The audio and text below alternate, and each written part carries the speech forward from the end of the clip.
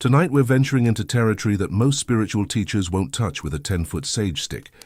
We're talking about cannabis and consciousness. Not the Instagram version where everyone's a mystical guru after one hit, but the raw, uncomfortable truth about what happens when you mistake chemical elevation for spiritual evolution. This is for those of you scrolling at 2 a.m., wondering if your spiritual practice is actually just sophisticated emotional avoidance. For anyone who's ever had a profound insight while high that somehow evaporated faster than your stash. For those brave enough to ask, am I expanding my consciousness or am I just really good at avoiding it? So before you get comfortable, take a moment to like the video and subscribe, but only if you genuinely enjoy what I do here. And let me know in the comments where you're tuning in from and what time it is for you. It's always fascinating to see who's joining us from around the world. Tonight we're examining 3 uncomfortable truths: the difference between expansion and escapism, the spiritual cost of chemical shortcuts, and why your highest insights might be keeping you stuck in your lowest patterns. Dim the lights, silence your phone, and prepare to question everything you thought you knew about plant medicine and personal transformation. You're no longer in your bedroom.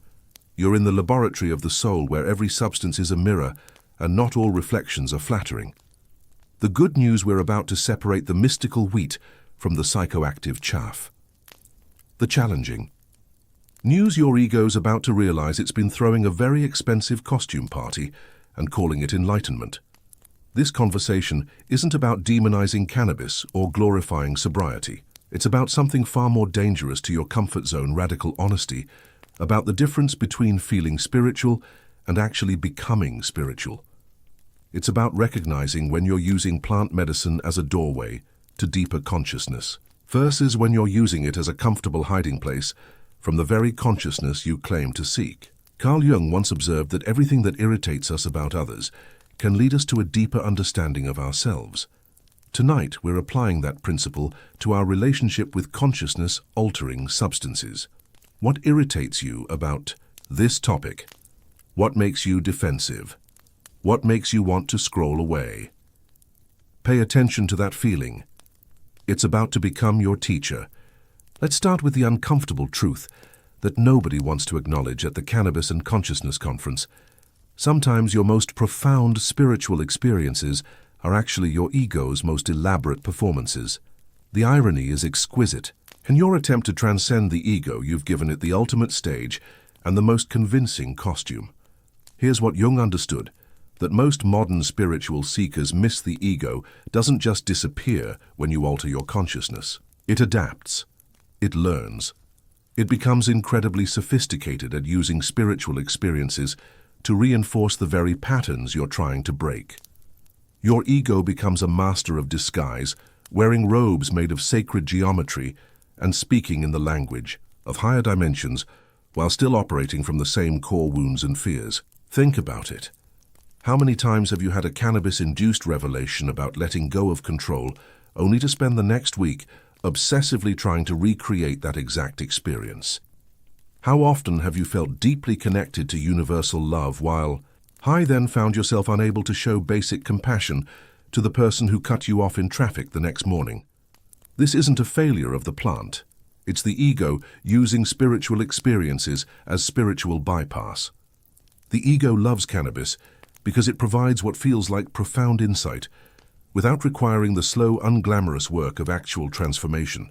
It's like having a spiritual vision of climbing a mountain while remaining comfortably seated in base camp. The view is spectacular, the feeling is real, but you haven't actually moved. And here's the truly insidious part: because the experience feels so genuine, so transcendent, you assume progress has been made. Jung called this phenomenon participation mystique, the unconscious identification with contents that aren't truly integrated. When you're high, you participate in the experience of expanded consciousness, but you're not necessarily developing the capacity to maintain that consciousness. You're borrowing awareness rather than cultivating it. It's the difference between wearing someone else's clothes and growing into your own skin. This creates what I call the spiritual rental problem. You're renting expanded states of consciousness by the hour, but you're not building equity in your own spiritual development. Every profound insight requires another chemical deposit, another pharmaceutical landlord, another external key to unlock what you assume must be your own internal wisdom. The most spiritually dangerous aspect of this pattern isn't the physical dependence. It's the psychological dependence on external triggers for internal states. You begin to believe that profound consciousness is something that happens to you rather than something you develop through consistent practice and embodied integration. Your spiritual life becomes a series of peak experiences separated by valleys of ordinary consciousness rather than a gradually ascending plateau of awareness. Consider the neuroscience for a moment. Cannabis activates your endocannabinoid system, essentially flooding your brain with chemicals that create feelings of connection, timelessness, and expanded perception. But here's what most people don't realize. Your brain naturally produces these chemicals during deep meditation, physical exercise, creative flow states, and moments of genuine intimacy. The plant isn't showing you something foreign. It's showing you what your own consciousness is capable of producing. The tragedy isn't that people use cannabis. The tragedy is that they often use it as a substitute for developing their own internal capacity to access these states naturally. It's like using a calculator for every math problem instead of developing your own mathematical abilities. The calculator isn't evil, but if you never learn to add without it, you become functionally dependent on external tools for basic internal operations. This is where Jung's concept of individuation becomes crucial. Individuation isn't about having more spiritual experiences, it's about integrating those experiences into a more conscious, authentic way of being. It's about becoming whole rather than just feeling whole. And here's the uncomfortable truth. Most cannabis-induced spiritual experiences don't lead to integration. They lead to repetition. You have the same insight over and over again each time, feeling like it's the first time, because the insight never actually transforms into embodied wisdom. It remains an intellectual or emotional memory rather than becoming a lived reality. You remember feeling connected to everything, but you don't develop the actual capacity to live from that connection. You remember seeing through the illusion of separation, but you continue to operate from patterns rooted in that very separation. The most spiritually mature approach to cannabis isn't abstinence or indulgence, it's discernment. It's the capacity to honestly assess whether your use is expanding your consciousness or replacing your consciousness. It's asking yourself the hard questions. Am I using this plant to access deeper states of awareness that I then integrate into my daily life? Or am I using it to temporarily escape from the daily life that needs my conscious presence? Jung would suggest that the plant itself is morally neutral, a tool that reflects the consciousness of the person using it. If you approach it with genuine spiritual intention, clear boundaries, and a commitment to integration, it might serve your growth. If you approach it as an escape from the challenges of conscious living, it will likely become another form of unconscious avoidance. The shadow side of plant medicine's spirituality is that it can create spiritual materialism, the accumulation of experiences rather than the transformation of character. You collect peak states like trophies, but your fundamental patterns remain unchanged. You become connoisseur of consciousness rather than a practitioner of consciousness. Here's where most people get trapped in what I call the frequency fallacy. The assumption that feeling elevated automatically means you're vibrating at a higher level. It's like assuming that being in an airplane makes you a pilot. The altitude is real, the view is spectacular, but you're not actually flying the plane. Cannabis can create profound states of relaxation, connection, and expanded awareness. But here's what most people don't understand about frequency and vibration. Your true energetic signature isn't determined by how you feel in peak moments. It's determined by how you show up in ordinary moments. Your real vibration is revealed in how you handle frustration, disappointment, conflict, and the mundane challenges of daily existence. Think about it this way. If cannabis consistently elevates your state of consciousness, why don't the insights and elevated feelings persist? Why do you need to keep returning to the plant to access states of peace, creativity, or connection that should theoretically become more accessible with each experience? The answer reveals something uncomfortable about the nature of chemically induced elevation. It's often borrowed rather than earned. When you access expanded states through external substances, you're essentially taking a temporary loan from your future consciousness. The experience is real, but the capacity to maintain that experience without the substance often isn't developed. It's like using a powerful telescope to see distant stars. The stars are genuinely there. Your perception of them is accurate, but when you put the telescope down, your natural vision hasn't improved. This creates what neuroscientists call state-dependent learning. The insights, creativity, and sense of connection you access while high become neurologically linked to the cannabis experience itself. Your brain literally learns that these states are cannabis states rather than natural human capacities. Over time, this can actually diminish your confidence in your ability to access profound states of consciousness naturally. Here's where it gets psychologically complex. Many people use cannabis to access feelings of flow presence and creative inspiration that they struggle to access in ordinary consciousness. This seems like a reasonable solution until you realize that the struggle to access these states naturally often gets worse, with repeated chemical assistance not better. It's like using a wheelchair when you have perfectly functioning legs. Eventually your legs weaken from lack of use. Jung understood that consciousness is like a muscle that needs to be exercised to develop strength. When you consistently rely on external substances to access expanded awareness, you're not exercising your consciousness, you're outsourcing it. The result is that your natural capacity for presence, creativity, and spiritual insight can actually atrophy over time. This doesn't mean that every use of cannabis weakens consciousness. Context and intention matter enormously. Using cannabis occasionally as a tool for self-exploration, creativity, or relaxation within the context of an otherwise disciplined spiritual practice is very different from using it as your primary method for accessing non-ordinary states of consciousness. The key question isn't whether you use cannabis, it's whether cannabis is using you. Are you the conscious driver of your experience, or are you a passenger in your own consciousness? Do you choose when to alter your state based on clear intention and appropriate timing, or do you find yourself reaching for cannabis whenever uncomfortable emotions arise? Many people discover that what they thought was spiritual practice was actually sophisticated emotional regulation. They weren't expanding their consciousness. They were managing their anxiety, depression, or existential discomfort through chemical means. The spiritual language provided a more acceptable narrative, but the underlying pattern was still one of avoidance rather than engagement. This is where honest self-examination becomes crucial. Notice what triggers your desire to use cannabis. Is it curiosity about consciousness, creative inspiration, spiritual exploration, or is it stress, anxiety, boredom, loneliness, or emotional overwhelm? Both motivations can coexist, but being honest about the underlying drives helps you understand whether your use is serving your growth or maintaining your stagnation. The frequency trap becomes particularly insidious when people begin to identify with their elevated states and judge their ordinary consciousness as somehow inferior. They develop what I call spiritual state shaming, a subtle disdain for their baseline awareness that creates a psychological dependency on altered states. Ordinary consciousness becomes something to escape from rather than something to develop and appreciate. This creates a spiritual paradox. The more you rely on external substances to feel connected, creative, or peaceful, the more disconnected, stuck, and agitated you feel in your natural state.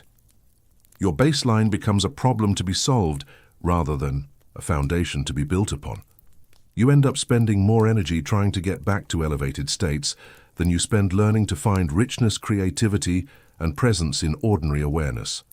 The solution isn't necessarily to stop using cannabis.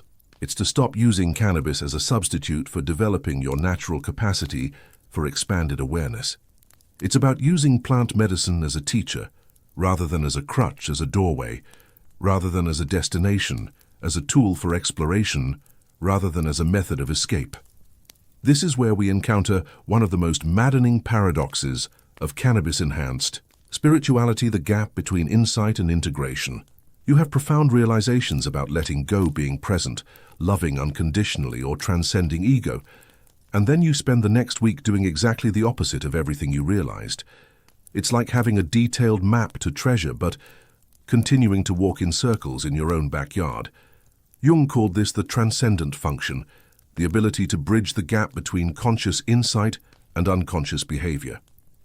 Most therapeutic and spiritual work happens in this gap. It's not enough to see your patterns, you have to develop the capacity to change them. It's not enough to have profound insights, you have to embody them in the mundane details of daily living. Here's what happens in the cannabis insight experience. The normal barriers between your conscious and unconscious mind become more permeable. You see connections that are usually hidden, access feelings that are typically suppressed, and experience perspectives that your ego normally filters out. This can create genuinely transformative awareness. The problem isn't the insight itself. It's what happens when the cannabis wears off and those protective barriers reform. Without the chemical assistance, your psyche often reverts to its familiar patterns of defense resistance and unconscious habit. The insight becomes a memory rather than a lived reality. You remember feeling unconditionally loving, but you don't know how to access that love when your partner leaves dirty dishes in the sink. You remember experiencing your interconnectedness with all life, but you still feel irritated by your co-workers, breathing patterns during meetings. This creates what I call spiritual nostalgia, a longing to return to previous peak experiences rather than learning to integrate those experiences into present moment living. You become oriented toward the past previous highs or the future the next session, rather than becoming more present to what's actually happening now. Ironically, this makes you less present, not more present, despite all your insights about the importance of presence. The integration gap reveals itself in the stories people tell about their cannabis experiences. Listen carefully to how people describe their insights, and you'll notice something interesting. They often speak about revelations in the past tense as things that happened to them, rather than as capacities they've developed. I realized that everything is connected, rather than I'm learning to live from a sense of connection. I saw that my ego was creating suffering rather than I'm developing the ability to respond from love instead of fear. This linguistic difference reveals a deeper psychological reality. When insights remain unintegrated, they exist as spiritual memories rather than embodied wisdom. They become stories you tell about yourself rather than qualities you express through yourself. You collect profound realizations like trophies, but your fundamental patterns of thinking, feeling, and relating remain largely unchanged. Jung understood that real transformation happens through what he called active imagination, the conscious engagement with unconscious contents over time until they become integrated into personality. This process requires sustained attention, consistent practice, and the willingness to work with resistance when it arises. Chemical insights can initiate this process, but they can't complete it. Integration requires the slow, often unglamorous work of conscious living. Here's where many cannabis users get stuck. They mistake the intensity of the insight for the depth of the integration. Because the realization felt so powerful, so clear, so obviously true, they assume it's now part of their operating system. But intensity and integration are different processes. Intensity is about the force of the experience. Integration is about the consistency of the embodiment. Think about it this way. You can have an intense experience of unconditional love while high, but learning to love unconditionally requires practicing love in conditions that trigger your defense mechanisms. You can have a profound insight about letting go while cannabis dissolves your normal patterns of control. But learning to let go requires practicing non-attachment when life presents you with situations that activate your need to control. The most common integration error is trying to recreate peak experiences rather than learning to embody peak insights. People return to cannabis hoping to access the same profound state they experienced before rather than asking how they can live from the wisdom they gained in that state. They become addicted to the experience of having insights rather than developing the discipline to live from those insights. This creates a subtle but significant spiritual materialism. You accumulate profound experiences, but don't develop profound character. You have access to elevated states, but maintain ordinary patterns. You can speak eloquently about higher consciousness, but struggle to maintain basic emotional regulation in challenging relationships. The path of integration requires what Jung called holding the tension of opposites. You have to hold both the truth of your expanded awareness and the reality of your conditioned patterns. You have to honor both your capacity for transcendence and your need for practical spiritual discipline. You have to value both peak experiences and valley experiences as necessary parts of the individuation process. Integration also requires what might be called spiritual courage, the willingness to embody your insights even when it's uncomfortable, inconvenient, or socially awkward. It's easy to feel loving toward all beings when you're in an expanded state of consciousness. It's much more challenging to express that love when someone cuts you off in traffic, criticizes your work, or triggers your deepest insecurities. This is where the rubber meets the road in spiritual development. Your insights are only as valuable as your ability to embody them in the face of resistance, both internal resistance from your own conditioning and external resistance from a world that often doesn't support conscious living. Cannabis can show you what's possible, but only consistent practice can make it probable. Every spiritual practice has a shadow, and cannabis-enhanced spirituality is no exception. The shadow isn't necessarily dark or evil. It's simply the aspects of the practice that remain unconscious, unexamined, or disowned. In the case of plant medicine spirituality, the shadow often involves the very motivations and patterns that people are using cannabis to transcend. Jung taught that whatever we don't own in ourselves gets projected outward or acted out unconsciously. This principle applies perfectly to cannabis. Use the very patterns you're trying to heal through plant medicine, often get activated by plant medicine, but in such subtle ways that you don't recognize them. Your wounded patterns don't disappear when you alter your consciousness. They often become more sophisticated and harder to detect. For example, many people use cannabis to connect with feelings of love, peace, and spiritual connection that they struggle to access naturally. This seems positive until you realize that it can reinforce the underlying belief that love, peace, and connection are scarce resources that require external assistance to access. The plant becomes a spiritual dependency rather than a spiritual teacher. The shadow of cannabis spirituality often manifests as spiritual bypassing, using elevated states to avoid dealing with practical, emotional, or psychological challenges that require ground-level attention. You access cosmic consciousness while avoiding earthly responsibility. You experience universal love while struggling with interpersonal intimacy.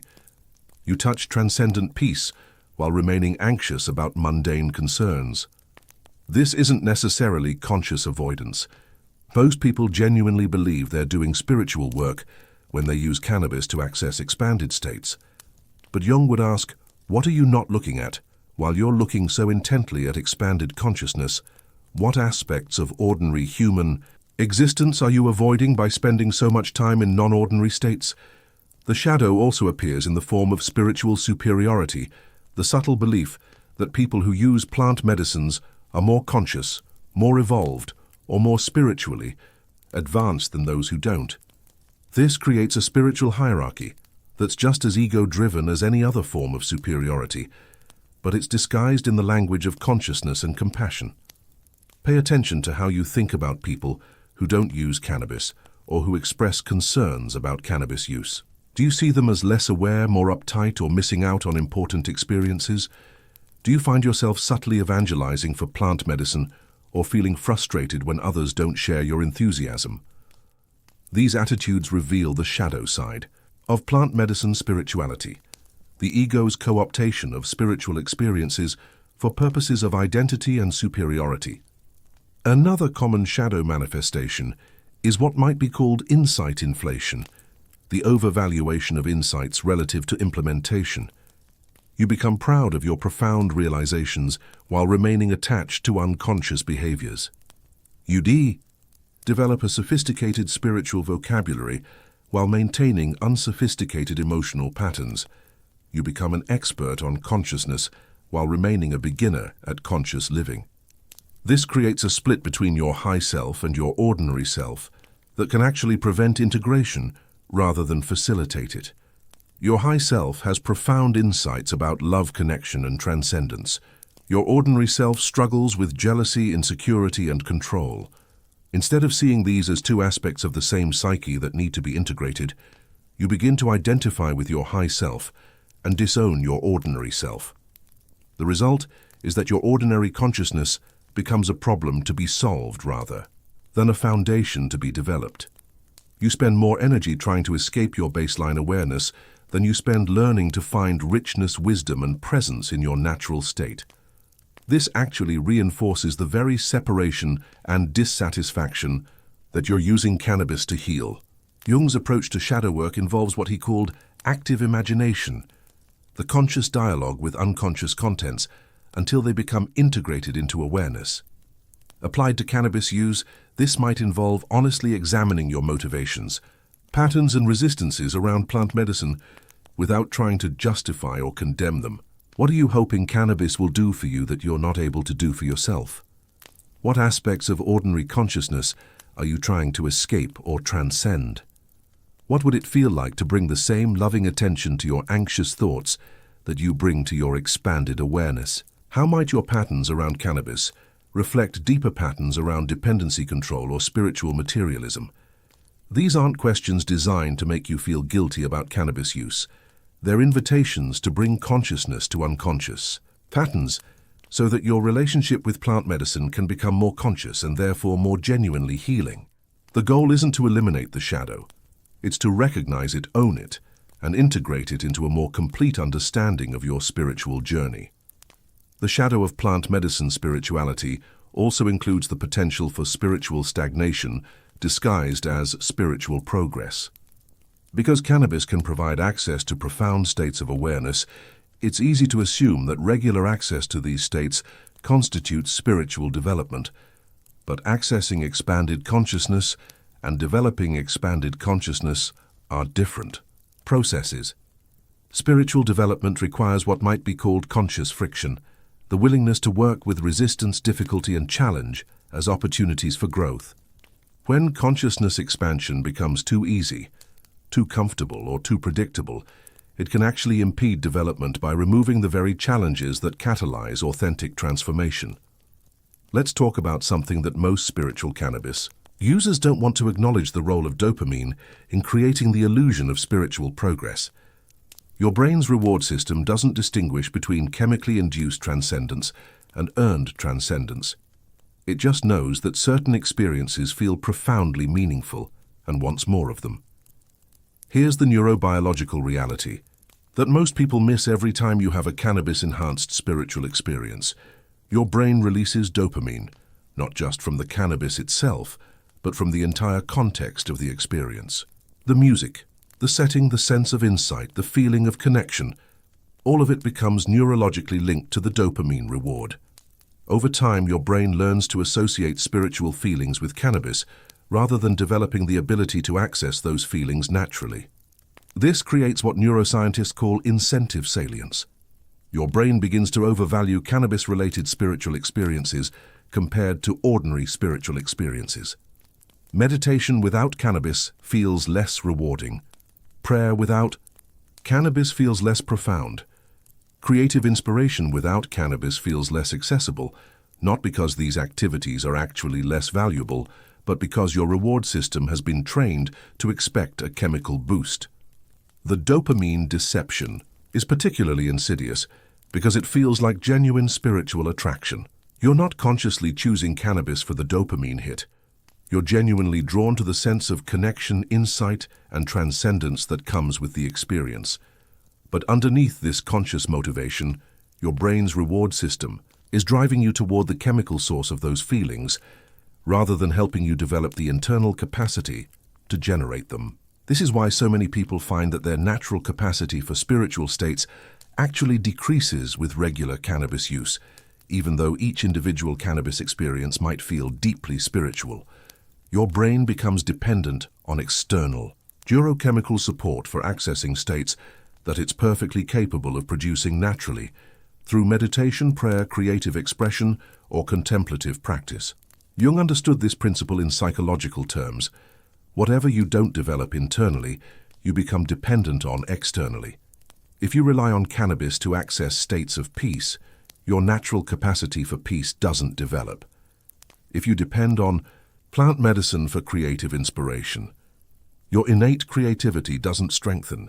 If you need altered states to feel connected to spirituality, your ordinary consciousness becomes spiritually impoverished. The dopamine system also creates what might be called tolerance of the sacred. Just as your body develops tolerance to the physical effects of cannabis, your psyche can develop tolerance to the spiritual effects. Experiences that once felt profoundly meaningful begin to feel routine. Insights that once seemed revolutionary begin to feel repetitive. States of consciousness that once felt transformative begin to feel familiar and less impactful. This tolerance of the sacred can lead to what I call spiritual escalation, the need for more frequent use, higher doses, or more intense experiences to access the same sense of meaning and connection. You might find yourself using cannabis more often, combining it with other substances, or seeking increasingly extreme spiritual experiences to recapture the sense of significance that early experiences provided. The neurobiological reality is that your brain adapts to repeated exposure to any reward, including spiritual rewards. What felt like a direct connection to divine consciousness in early experiences becomes neurologically normalized over time. Your brain literally gets used to transcendence, which creates the psychological need for new and more intense forms of transcendence. This adaptation process reveals something crucial about authentic spiritual development. Sustainable spiritual growth comes from increasing your baseline level of awareness rather than from accessing increasingly elevated peak states. Traditional contemplative practices understand this principle, which is why they emphasize consistent daily practice over occasional peak experiences. Consider the difference between someone who meditates for 20 minutes every day for a year and someone who has 12 profound cannabis-enhanced spiritual experiences in that same year. The daily meditator is building a foundation of sustained awareness that becomes their new normal. The periodic cannabis user is accessing temporary peaks of awareness that don't necessarily change their baseline consciousness. The dopamine deception also manifests in how people evaluate their spiritual progress. Because cannabis experiences feel so meaningful and generate such powerful memories, people often overestimate their spiritual development based on the intensity of their peak experiences rather than the consistency of their ordinary awareness. They measure their growth by their highest highs rather than by their average daily consciousness. This creates a spiritual accounting error where peak experiences are counted as permanent assets rather than temporary loans. You feel like you've made significant spiritual progress because you've had profound experiences, but your fundamental patterns of thinking, feeling, and relating may remain largely unchanged. The way out of the dopamine deception isn't necessarily to eliminate cannabis from your spiritual practice. It's to develop other reliable pathways to expanded awareness that don't depend on external substances. This might include meditation, contemplative prayer, creative expression time in nature, physical practices like yoga or martial arts, or service to others. The goal is to create what might be called neuroplasticity diversity, multiple neural pathways to meaningful spiritual states, rather than one dominant pathway that depends on chemical assistance. This allows you to use cannabis as one tool among many, rather than as your primary method for accessing non-ordinary consciousness.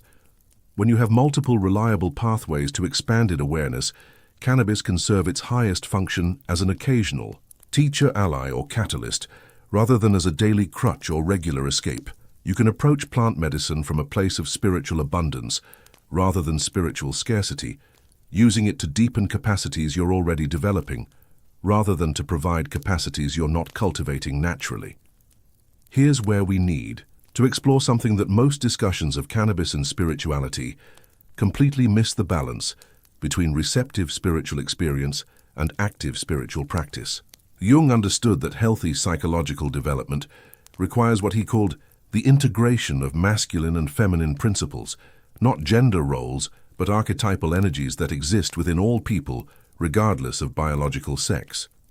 The sacred feminine represents receptivity, intuition, flow, surrender, and the capacity to receive wisdom without forcing it. The sacred masculine represents focused intention, disciplined action, structured practice, and the capacity to embody wisdom through conscious effort. Authentic spiritual development requires both energies working in harmony. Cannabis naturally activates what we might call the feminine aspect of spirituality. It invites surrender, receptivity, and flow. It dissolves rigid boundaries and opens you to subtler perceptions. It encourages you to receive insights, rather than manufacture them, to allow experiences, rather than control them, to be with what is, rather than trying to change what is. This feminine spiritual activation can be profoundly healing, especially for people who are overly identified with masculine approaches to spirituality, forcing meditation, grasping for insights, trying to control their spiritual progress, or approaching consciousness development like an achievement-oriented project. Cannabis can teach these people how to relax into spiritual receptivity. But here's where many cannabis users get stuck. They become so identified with the receptive, flowing, surrendered aspect of spirituality that they never develop the complementary masculine capacity for focused practice, disciplined integration, and sustained spiritual effort. They mistake spiritual receptivity for complete spiritual practice. The result is what might be called spiritual feminization, an over-reliance on receptive states and an underdevelopment of active spiritual capacities. You become very good at receiving insights, but not very skilled at implementing them. You excel at flowing with expanded awareness, but struggle with the focused attention required to embody that awareness in daily life. This imbalance creates several problems. First, without the masculine principle of disciplined practice, your spiritual insights remain temporary experiences rather than becoming permanent capacities. You can access profound states of consciousness, but you can't sustain them or call upon them when you need them most. Second, without the masculine principle of focused intention, your spiritual practice lacks direction and structure. You follow whatever feels good in the moment, rather than committing to practices that serve your long-term development. Your spirituality becomes reactive, rather than proactive, driven by mood and circumstance, rather than by clear intention and sustained commitment. Third, without the masculine principle of conscious discrimination, you can't distinguish between authentic spiritual experiences and spiritual entertainment. Every altered state feels meaningful, every insight seems profound, and every experience appears to be serving your growth. You lose the capacity for spiritual discernment that comes from comparing chemically enhanced experiences with naturally achieved states. The path of integration requires what Jung called the sacred marriage, the conscious union of feminine receptivity and masculine focus within your spiritual practice. This means using cannabis occasionally to open to receptive states of awareness, but then using disciplined practice to embody and integrate those states into daily consciousness. It means being willing to receive insights when they arise naturally, but also being committed to the sustained effort required to live from those insights when inspiration fades and ordinary consciousness returns. It means honoring both the spontaneous flow of expanded awareness and the structured discipline of contemplative practice. Applied practically, this might mean using cannabis as an occasional doorway into receptive spiritual states, but then spending more time in disciplined practices like meditation, prayer, or contemplative study that don't require chemical assistance. It means treating cannabis-enhanced insights as inspiration for deeper practice, rather than as substitutes for deeper practice. The sacred marriage also requires what might be called spiritual courage, the masculine principle of taking action based on feminine insights even when it's challenging or uncomfortable. It's not enough to receive profound guidance while high. You have to have the discipline and courage to act on that guidance when you're sober and facing ordinary challenges. This balance is particularly important for people who use cannabis to access creative inspiration. The feminine principle allows you to receive creative visions, artistic inspiration, and innovative ideas. But the masculine principle is required to actually create the art, write the music, or implement the innovations.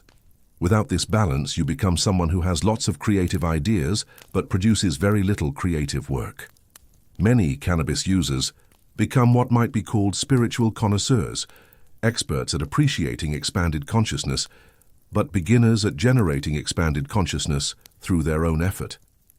They can recognize profound spiritual states when they're chemically induced, but they haven't developed the capacity to access those states through their own practice. The integration of masculine and feminine spiritual principles also addresses the issue of spiritual dependency. When you rely primarily on the feminine principle of receptivity, without developing the masculine principle of self-generation, you become dependent on external sources for your spiritual experiences. Cannabis becomes a substitute for rather than a catalyst for your own spiritual capacity. The goal isn't to eliminate the feminine receptive aspect of cannabis-enhanced spirituality. It's to balance it with masculine generative spiritual practices that don't require chemical assistance. This creates what might be called spiritual self-sufficiency, the capacity to access expanded states of consciousness through your own practice, while occasionally using plant medicine to deepen or explore those states. Step outside right now, or at least imagine stepping outside, and notice something remarkable. Every tree, flower, and blade of grass is achieving something that most humans spend years trying to accomplish through various substances and techniques. They're in perfect harmony with their environment, completely present to the current moment, and naturally expressing their highest potential without any external enhancement. This isn't just poetic observation, it's pointing to something crucial about the nature of consciousness itself. The natural world demonstrates what Jung called the objective psyche, a level of awareness that's not dependent on individual effort, chemical assistance, or spiritual techniques. It's consciousness expressing itself spontaneously through organic intelligence. Plants don't meditate to achieve presence, they are presence. Trees don't take substances to feel connected to the ecosystem, they are the ecosystem. Rivers don't practice surrender, they are surrender. The natural world embodies the very qualities that most spiritual seekers are trying to develop: presence, interconnection, flow, acceptance, and effortless being. This raises an uncomfortable question for those of us who use cannabis for spiritual purposes. Are we trying to chemically access something that we've forgotten is already our natural state? Are we using plant medicine to remember what it feels like to be as naturally conscious as the plants themselves? Here's what indigenous cultures understood that modern spirituality often misses. Plant medicines were traditionally used not as regular practices, but as occasional teachers that reminded people of their natural capacity for expanded awareness. The goal wasn't to depend on the plants for spiritual experience. It was to learn from the plants how to access expanded consciousness naturally. Traditional plant medicine use was embedded in cultures that maintained daily practices designed to keep people connected to natural rhythms, community relationships, and spiritual awareness. The plant medicines served as occasional catalysts for deeper understanding within the context of an already spiritually integrated lifestyle. Modern cannabis spirituality often reverses this relationship. Instead of using plant medicine to deepen an already established spiritual practice, people often use cannabis as their primary spiritual practice. Instead of learning from the plant how to access natural states of consciousness, they become dependent on the plant for accessing any expanded consciousness at all. Consider what happens when you spend time in nature without any substances. Really spend time, not just passing through on your way to somewhere else. If you sit quietly with a tree for 20 minutes, you begin to access states of awareness that are remarkably similar to what people describe during cannabis experiences. A sense of timelessness, interconnection, peace, and expansion beyond the boundaries of ordinary self-concern. The tree doesn't achieve this state by altering its chemistry. It achieves it by being fully what it is, exactly where it is, without resistance to its current circumstances. The tree demonstrates what might be called effortless transcendence, the capacity to exist in expanded awareness without effort, striving, or chemical enhancement. It's completely present because it has nowhere else to be. It's perfectly connected because it never forgot its interdependence with soil, water, air, and sunlight. It's naturally peaceful because it's not at war with reality. This natural state of consciousness is what Jung called the objective psyche, awareness that arises spontaneously from alignment with natural principles rather than from individual effort or external enhancement. It's the consciousness that emerges when you stop trying to be conscious and simply allow yourself to be what you already are. Most people who use cannabis regularly report that spending time in nature while high feels particularly profound. But here's what's actually happening. The cannabis is temporarily dissolving the psychological barriers that normally prevent you from recognizing your natural kinship with the living world. The plant isn't adding something foreign to your awareness. It's removing the mental static that obscures your inherent connection to natural consciousness. This suggests that the most authentic use of cannabis might be as an occasional reminder of what's already available to you naturally. Instead of using it to access states that you can't reach otherwise, you could use it to remember states that you've simply forgotten how to access without chemical assistance. The ecology of consciousness teaches us that expansion doesn't require addition, it requires subtraction. Just as a river doesn't need to add anything to itself to flow naturally, you don't need to add substances to your consciousness to access its natural capacity for flow, presence, and connection. You just need to remove the psychological dams that block your natural spiritual current. Trees achieve their profound presence not by doing more but by doing less. They don't resist their circumstances, fight their environment, or try to be different than they are. They simply root deeply, reach upward, and allow life to flow through them without obstruction. This is the essence of what contemplative traditions call effortless effort, profound spiritual development that comes from alignment rather than striving. Nature also demonstrates the principle of seasonal consciousness, the understanding that different states of awareness are appropriate. At different times, trees don't try to maintain the same level of activity year-round. They have seasons of expansion and seasons of contraction, periods of active growth, and periods of deep rest, times of flowering and times of dormancy. Applied to cannabis, use this. Suggests that authentic spiritual practice involves recognizing when chemical enhancement serves your growth and when it doesn't. There might be seasons in your spiritual development when occasional cannabis use helps you access expanded awareness that you then integrate through sustained practice. There might be other seasons when your development requires the discipline of accessing expanded states naturally. The key is developing what might be called ecological consciousness, the capacity to sense what your spiritual development needs in any given moment and to provide that without attachment to particular methods or substances. Sometimes you need the receptive, flowing awareness that cannabis can facilitate.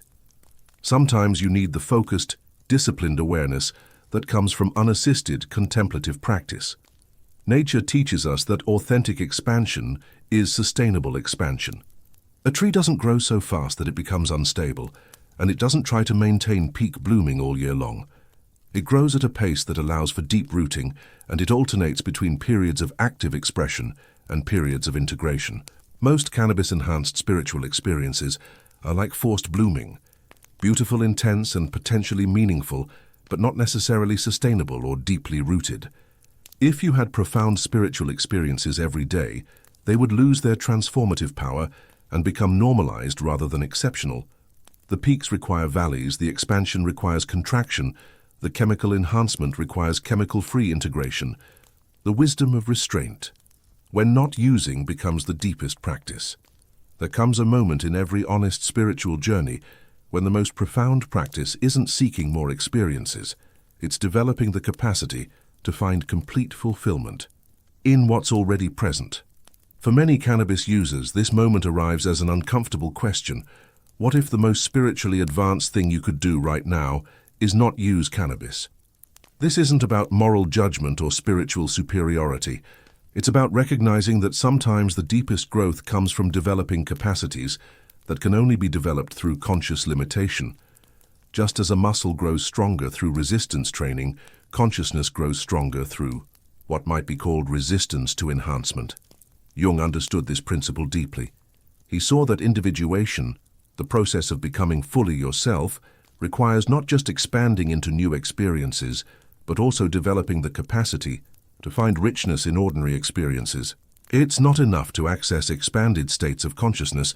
You also need to develop what he called holding capacity, the ability to contain intense experiences without being overwhelmed by them or becoming addicted to them. Many people discover that their relationship with cannabis reveals deeper patterns around tolerance for discomfort, need for control, and difficulty with presence. The desire to use cannabis often arises not from spiritual curiosity, but from subtle forms of emotional avoidance. Boredom becomes something to escape rather than explore. Anxiety becomes something to medicate rather than understand and ordinary. Consciousness becomes something to transcend rather than appreciate.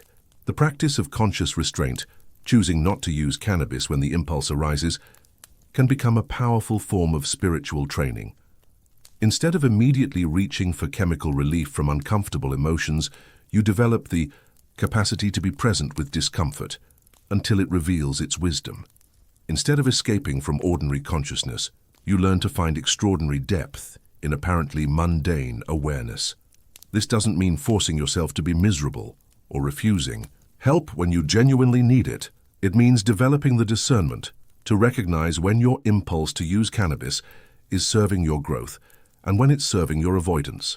It means being honest about whether you're using plant medicine as a doorway to expanded consciousness or as an escape from the consciousness you already have. The wisdom of restraint teaches you that not every impulse needs to be satisfied, not every emotional state needs to be altered, and not every moment of discomfort requires chemical relief.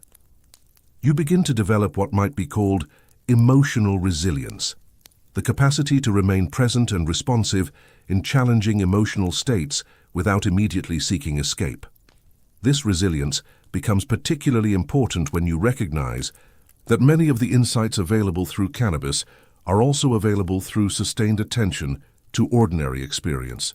The sense of interconnection, the recognition of impermanence, the experience of unconditional love, the dissolution of ego boundaries, all of these can be accessed through dedicated contemplative practice without chemical assistance. The difference is that naturally achieved, states tend to be more stable, more available when you need them, and more integrated into your daily consciousness. They become part of your baseline awareness, rather than peak experiences that you can only access under special conditions. Restraint also reveals something crucial about the nature of spiritual dependency. When you can't imagine accessing profound states of consciousness without cannabis, you've developed what might be called chemical codependency, the belief that your natural consciousness is insufficient for spiritual experience. This belief actually limits your spiritual development by convincing you that you need external enhancement to access your own internal capacities. The practice of conscious restraint helps you discover that your unenhanced consciousness is actually much more capable than you assumed. Ordinary awareness, when given sustained attention, reveals extraordinary depths. Baseline consciousness, when not constantly compared to chemically altered states, contains its own forms of richness, creativity, and spiritual significance. Many people discover that periods of voluntary abstinence from cannabis actually deepen their appreciation for both ordinary consciousness and occasional cannabis experiences. When you're not constantly seeking chemical enhancement, your natural awareness becomes more vivid. When you occasionally return to cannabis after a period of abstinence, the experience feels more significant rather than routine.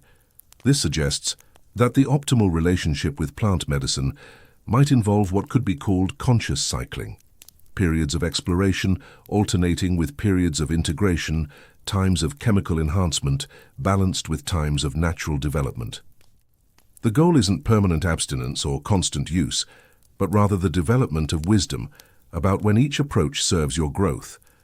The deepest wisdom of restraint is recognizing that true spiritual freedom includes the freedom to say no to experiences that might feel pleasurable or meaningful, but don't serve your long-term development. It's the recognition that sometimes the most profound spiritual act is choosing presence over enhancement, ordinary consciousness over altered consciousness, and sustainable development over peak experiences. This choice becomes particularly powerful when it comes from genuine freedom rather than from fear, guilt, or external pressure. When you can genuinely choose not to use cannabis from a place of spiritual abundance rather than spiritual scarcity, you've developed a mature relationship with both consciousness and substances. The mirror of relationship. How cannabis use reveals your patterns of connection and avoidance. Your relationship with cannabis is never just about cannabis. It's a mirror that reflects your deeper patterns around intimacy, dependency, control, and authentic connection. Jung understood that we project our unconscious patterns onto everything in our environment, including the substances we use and the spiritual practices we adopt. Cannabis becomes a screen onto which you project your fundamental beliefs about pleasure, spirituality, control, and relationship. Notice how you think about sharing cannabis with others versus using it alone. Do you prefer solitary use because it feels more spiritually pure, or because you're avoiding the vulnerability of altered consciousness in the presence of others? Do you enjoy group use because it feels more connective, or because you're uncomfortable? With the intensity of your own unmediated consciousness, these preferences reveal something important about your relationship patterns in general. People who consistently prefer solitary cannabis use often struggle with intimacy and vulnerability in their relationships. They've learned to associate expanded consciousness with privacy and safety, which can reinforce patterns of emotional isolation and self-reliance that prevent deeper human connection. On the other hand, people who can't enjoy cannabis without others present often struggle with being alone with their own consciousness. They use social situations to buffer the intensity of their own inner experience, which can prevent the deep self-encounter that's necessary for authentic spiritual development. The most revealing aspect of cannabis and relationships is how your use affects your capacity for genuine intimacy with others. Authentic intimacy requires what might be called emotional sobriety. The ability to be fully present with another person's emotions without needing to escape, fix, or alter your own emotional state in response. Many people discover that regular cannabis use actually diminishes their capacity for this kind of emotional presence. When you're accustomed to chemically managing your emotional states, you lose practice with the raw vulnerability that intimate relationships require.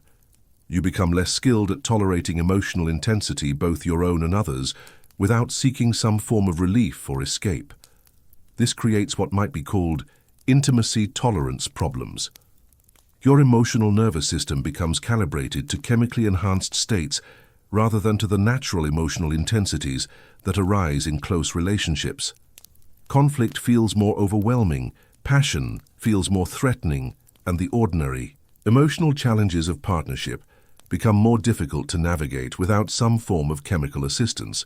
Cannabis can also become a form of spiritual bypassing in relationships, a way of avoiding the difficult emotional work that authentic intimacy requires. Instead of learning to communicate clearly about difficult emotions, you get high together and feel artificially connected. Instead of working through conflict consciously, you use cannabis to dissolve tension without actually resolving the underlying issues. This isn't to say that sharing cannabis can't enhance intimate connection. It certainly can. But it becomes problematic when it replaces rather than supplements the basic emotional skills that healthy relationships require: clear communication, emotional regulation, conflict resolution, and the capacity to remain present with difficult emotions without immediately seeking escape. The mirror of relationship also reveals how cannabis use reflects your patterns around dependency and autonomy. Do you use cannabis to feel more connected to others, or to feel more comfortable being alone? Do you share your stash generously, or do you hoard it possessively? Do you feel comfortable setting boundaries around when and how you use, or do you find yourself using more than you intended because others are using? These patterns often mirror your general approach to emotional dependency in relationships. People who can't say no to cannabis when others are using often struggle with healthy boundaries in their relationships generally. People who become possessive about their cannabis often struggle with generosity and sharing in their relationships. People who use cannabis to avoid loneliness often use relationships to avoid authentic self-encounter. Perhaps most importantly, your relationship with cannabis reveals your fundamental beliefs about whether you deserve pleasure, expansion, and spiritual experience. Do you use cannabis with a sense of guilt or shame that suggests you don't believe you deserve to feel good? Do you use it compulsively in a way that suggests you're trying to fill an emotional void that no substance can actually fill? Do you use it defensively in a way that suggests you're trying to protect yourself From emotional experiences that require your direct participation, Jung would suggest that these patterns around cannabis are symptoms of deeper psychological dynamics that need to be addressed through relationship, both relationship with others and relationship with yourself. Cannabis use can reveal these patterns, but it can't heal them. Healing requires the kind of sustained emotional intimacy that can only happen in relationship with other people over time. This is why the most profound cannabis-enhanced insights often remain unintegrated until they're tested and refined through actual human relationships. You might have profound realizations about unconditional love while high, but you only learn to love unconditionally by practicing love with actual people who trigger your conditions. You might experience cosmic unity while using cannabis, but you only embody unity by learning to stay connected to people who challenge your sense of separateness. The mirror of relationship suggests that the most authentic use of cannabis might involve what could be called relational integration, using plant medicine insights as inspiration for deeper emotional intimacy, rather than as substitutes for emotional intimacy. This means being willing to share your cannabis insights with trusted friends, to let your spiritual experiences be witnessed and reflected by people who know you well, and to test your expanded awareness against the reality of human relationship. It also means being willing to examine how your cannabis use affects your relationships, and being open to feedback from people who care about you. Sometimes the people closest to you can see patterns around your substance use that you can't see yourself. Their perspectives might be uncomfortable, but they often contain important information about how your use is serving or hindering your overall development. The economics of attention. What you're really paying for when you buy spiritual experiences. Let's talk about something that most spiritual cannabis users prefer not to examine: the economic and attentional cost of chemically enhanced consciousness. Every time you purchase cannabis, you're not just buying a plant, you're investing in a particular approach to spiritual development. And like any investment, it's worth examining what kind of returns you're actually getting. Jung understood that attention is the currency of consciousness. Whatever you consistently pay attention to grows stronger in your psyche. Whatever you ignore or avoid grows weaker. When you regularly use cannabis to access expanded states of consciousness, you're investing your attention in a model of spirituality that requires external inputs rather than developing internal capacities. This creates what economists would call an opportunity cost. By investing heavily in cannabis-enhanced experiences, you're not investing that same attention, time, and money in developing natural capacities for expanded consciousness. You're spending resources on accessing temporary states rather than building permanent capacities. Consider the actual financial cost of regular cannabis use over time. If you spend $100 per month on cannabis, that's $1,200 per year, $6,000 over 5 years, $12,000 over a decade. That same money could fund years of meditation retreats, therapy, spiritual counseling, contemplative training, or other forms of spiritual development that build lasting capacities rather than temporary experiences. But the financial cost is actually the least significant expense. The more important cost is attentional. Every moment you spend seeking, obtaining, preparing, using, and recovering from cannabis is a moment you're not spending developing the natural contemplative capacities that could provide sustainable access to expanded consciousness. The average cannabis user spends significant mental energy thinking about when they'll next use, how much they have left, where they'll get more, and how to organize their schedule around their use. This mental preoccupation represents a substantial investment of psychological resources in maintaining a relationship with a substance rather than developing relationship with consciousness itself. There's also what might be called the tolerance tax, the increasing amounts of attention, time, and money required to achieve the same effects as your system adapts to regular use. Just as financial inflation requires more money to purchase the same goods, psychological tolerance requires more cannabis to access the same states of consciousness. Over time, you're paying more for less. Jung would also point to the shadow cost of cannabis dependency, the aspects of spiritual development that don't happen because you're focused on cannabis-enhanced development. While you're perfecting your relationship with plant medicine, you're not developing your capacity for emotional regulation, contemplative focus, or sustained spiritual practice without chemical assistance. This creates what might be called spiritual inflation. Just as economic inflation erodes the purchasing power of money, spiritual inflation erodes the transformative power of ordinary consciousness. Your baseline awareness begins to feel insufficient compared to chemically enhanced awareness, which creates a psychological dependency on external enhancement for spiritual significance. The economics of attention also reveals something important about the difference between renting consciousness and owning consciousness. When you use cannabis to access expanded awareness, you're essentially renting that awareness for a few hours. When the chemical effects fade, you return the consciousness to its chemical landlord. You don't build equity in your own spiritual development. Contrast this with contemplative practices like meditation prayer or contemplative study. The awareness you develop through these practices becomes owned capacity. It's available to you without external inputs. It grows stronger with use rather than weaker, and it doesn't require ongoing financial investment to maintain. This isn't to suggest that cannabis never provides good spiritual value for the investment. Occasional use within the context of an otherwise disciplined spiritual practice might provide insights, inspiration, or breakthroughs that justify the cost. But regular use often represents poor spiritual economics, high cost for temporary benefits that don't accumulate into permanent capacities. The attention economy also includes what might be called integration costs, the time and energy required to process cannabis experiences and translate them into practical wisdom. Many people spend hours or days processing cannabis insights without developing reliable methods for actually implementing those insights in daily life. This represents a significant investment of attention in spiritual entertainment rather than spiritual development. There's also the opportunity cost of presence.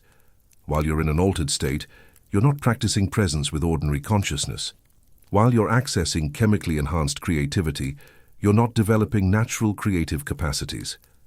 While you're experiencing artificially induced peace, you're not learning to find peace in naturally challenging circumstances. Jung might suggest that the most economically efficient approach to spiritual development involves what could be called investment diversification, putting most of your spiritual resources into practices that build permanent capacities while occasionally using substances as catalysts or teachers rather than as primary methods. This might mean spending 80% of your spiritual time and money on meditation, training therapy, spiritual study, or contemplative practices, while spending 20% on occasional cannabis experiences that deepen or expand your understanding. This ratio ensures that most of your investment goes toward building owned capacity rather than renting temporary experiences. The goal isn't to achieve maximum spiritual experiences for minimum cost. It's to achieve maximum spiritual development for your total investment of attention, time, and resources. This requires honest evaluation of whether your cannabis use is providing genuine spiritual value that justifies its full cost, or whether it's become spiritual entertainment that distracts from more demanding but ultimately more rewarding forms of development. The return to ordinary magic. Finding the sacred in unaltered consciousness. This brings us to perhaps the most profound spiritual challenge for anyone who has used cannabis regularly, learning to recognize the extraordinary nature of ordinary consciousness. After months or years of chemically enhanced awareness, baseline consciousness can feel flat-limited or spiritually impoverished. The magic seems to have gone out of everyday experience. But here's what Jung understood, that most people miss this feeling of spiritual impoverishment in ordinary. Consciousness isn't a sign that ordinary consciousness is actually impoverished. It's a sign that your capacity to recognize the richness of ordinary consciousness has been compromised by constant comparison to enhanced states. Think of it this way. If you spent months eating only foods enhanced with intense artificial flavors, natural foods would begin to taste bland and unsatisfying. Your palate would become calibrated to artificial enhancement rather than natural subtlety.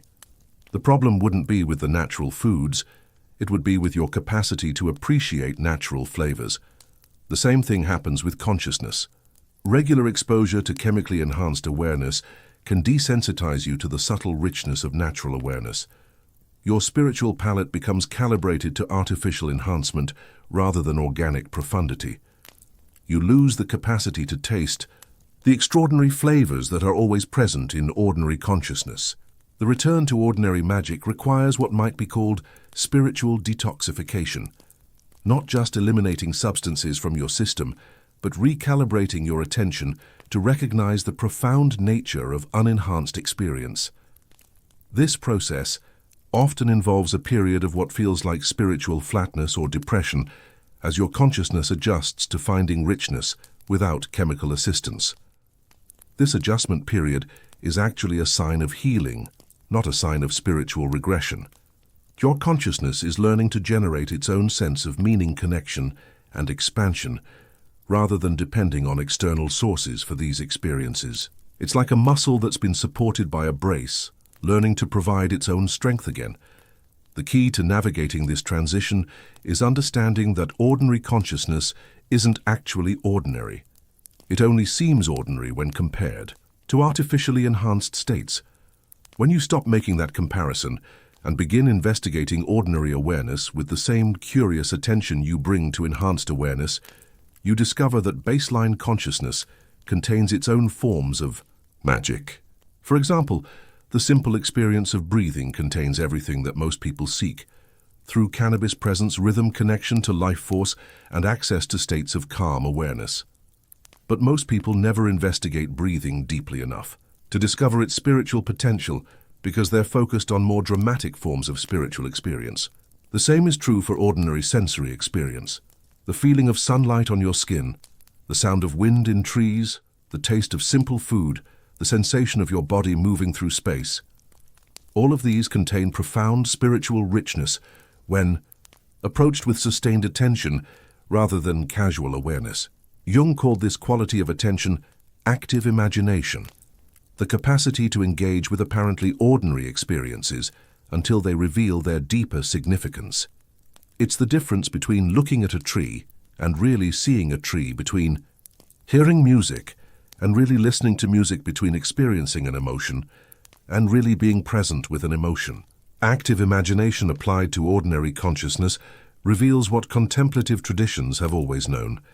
The sacred isn't hidden in special experiences, it's hidden in plain sight within ordinary experiences. You don't need to alter your consciousness to access the sacred. You need to bring more consciousness to what's already present.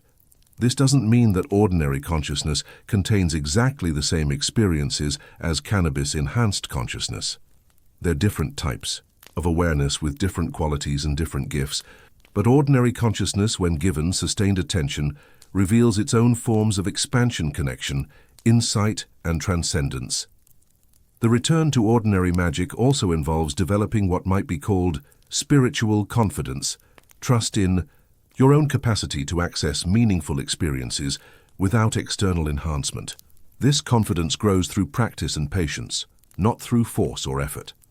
The more you explore ordinary consciousness with genuine curiosity, the more it reveals its hidden depths.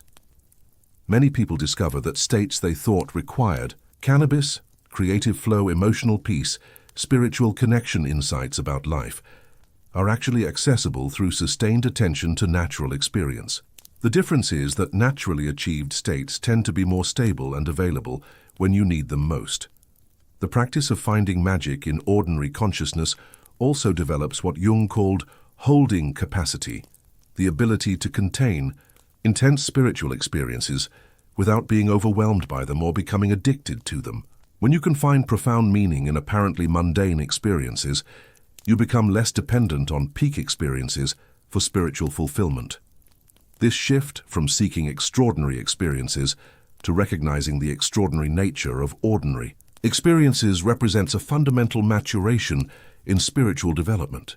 It's the difference between spiritual tourism, collecting peak experiences, and spiritual residency, learning to live from expanded awareness regardless of your current state of consciousness. The ultimate goal isn't to eliminate peak experiences or to avoid cannabis forever. It's to develop the capacity to find spiritual fulfillment in any state of consciousness. When you can access magic in ordinary awareness, cannabis becomes an occasional gift rather than a psychological necessity, a teacher rather than a crutch, a catalyst rather than a substitute for your own spiritual capacity. The integration imperative, becoming the bridge between states. As we near the end of this exploration, we arrive at what might be the most crucial insight for anyone seriously committed to spiritual development, the recognition that the real work isn't in accessing expanded states of consciousness. It's in becoming the kind of person who can bridge different states of consciousness without losing your center. Jung called this capacity the transcendent function, the ability to hold the tension between opposites until a new synthesis emerges. In the context of cannabis and spirituality, this means developing the capacity to integrate insights from enhanced states into your ordinary consciousness without becoming identified with either state as superior or inferior. Most people who use cannabis for spiritual purposes get stuck in what might be called state identification. They either identify with their enhanced consciousness and see ordinary consciousness as inferior, or they identify with ordinary consciousness and see enhanced states as somehow false or inauthentic. Both perspectives miss the deeper opportunity for integration. The path of integration requires recognizing that different states of consciousness offer different gifts and different challenges. Enhanced states might provide access to insights, creativity, and experiences of connection that are difficult to access naturally. Ordinary states provide the stability, clarity, and groundedness necessary to implement those insights in practical life. The goal isn't to choose between these states, but to become skillful at navigating between them and extracting the unique value that each offers. This requires what might be called consciousness flexibility, the ability to access different states when appropriate, while maintaining a consistent sense of identity and purpose across all states. Integration begins with honest assessment of what you've actually learned from your cannabis experiences that has translated into lasting changes in your character relationships or daily consciousness. Not what you've experienced or remembered or felt inspired by, but what has actually changed about how you live. Many people discover that their most profound cannabis insights have remained at the level of intellectual understanding rather than embodied wisdom. They can eloquently describe the interconnectedness of all life, but they still struggle with patience in traffic. They've experienced unconditional love, but they still judge themselves harshly. They've touched universal consciousness, but they still get triggered by the same emotional patterns. This gap between insight and embodiment is where the real spiritual work happens. It's not enough to have profound experiences. You have to develop the capacity to live from the wisdom those experiences revealed. This requires what Jung called active imagination, the conscious engagement with insights until they become integrated into personality. Practical integration might involve developing specific practices that help you access the qualities you discover during cannabis experiences without needing chemical assistance. If cannabis helps you feel more creative, you might develop a daily creative practice that cultivates natural creativity. If it helps you feel more connected to others, you might commit to deeper emotional intimacy in your relationships. The key is recognizing that cannabis can show you what's possible, but only sustained practice can make it probable. The plant can reveal capacities that exist within you, but it can't develop those capacities for you. That work requires the kind of consistent, patient effort that can only happen in ordinary consciousness. Integration also requires what might be called spiritual courage, the willingness to embody your insights even when it's uncomfortable or inconvenient. It's easy to feel loving toward all beings when you're in an expanded state. It's much more challenging to express that love when someone triggers your anger, threatens your security, or challenges your beliefs. This is where cannabis-enhanced insights are tested in the fire of daily existence. Your spiritual development isn't measured by the profundity of your peak experiences. It's measured by your capacity to remain conscious, compassionate, and authentic in the face of ordinary challenges. The integration imperative also involves developing what might be called spiritual honesty, the willingness to acknowledge when your cannabis use is serving your growth and when it's serving your avoidance. This requires ongoing self-examination, without the defensiveness that often accompanies discussions of substance use. Are you using cannabis to deepen capacities you're already developing through other practices or as a substitute for developing those capacities naturally? Are you approaching plant medicine with the respect and intentionality that sacred medicines deserve, or treating it as spiritual entertainment? Are you integrating your insights into practical changes or collecting experiences like spiritual trophies? These questions don't have permanent answers. Your relationship with cannabis will likely evolve as you evolve. What serves your development at one stage of your journey might hinder your development at another stage. The key is maintaining the flexibility to adjust your relationship with plant medicine based on honest assessment of how it's affecting your overall spiritual development. Ultimately, the integration imperative points toward what Jung called individuation, the process of becoming fully yourself, rather than a collection of borrowed experiences, insights, or identities. Cannabis can catalyze this process by showing you possibilities you didn't know existed, but it can't complete the process for you. That requires the slow, patient work of becoming the person who can live from expanded consciousness, regardless of your current chemical state. The most integrated approach to cannabis and spirituality recognizes that both substance and sobriety have their place in a complete spiritual life. The goal isn't to eliminate cannabis or to depend on it, but to develop the wisdom to use it consciously when it serves your growth and to abstain from it consciously when abstinence serves your growth. This requires what might be called spiritual maturity, the recognition that authentic spiritual development is measured not by the intensity of your experiences, but by the consistency of your consciousness, not by how high you can go, but by how present you can remain, not by what you can access with assistance, but by what you can embody without assistance. The sacred return. Coming home to your own consciousness. We end where all authentic spiritual journeys must end, with the recognition that what you've been seeking outside yourself has been inside yourself all along. The consciousness you've been trying to access through cannabis, the peace you've been trying to find through altered states, the connection you've been trying to feel through plant medicine, all of it exists within your natural awareness, waiting to be discovered through the simple but profound practice of coming home to yourself.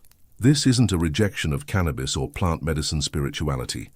It's a recognition that their highest function is to remind you of your own inherent capacity for expanded consciousness. They serve as temporary teachers, pointing you back to the infinite awareness that is your birthright as a conscious being. Jung understood that the goal of all spiritual practice is what he called individuation, not becoming someone special or achieving extraordinary states, but becoming genuinely yourself, and yourself at the deepest level is already whole, already conscious, already connected to the source of all spiritual experience.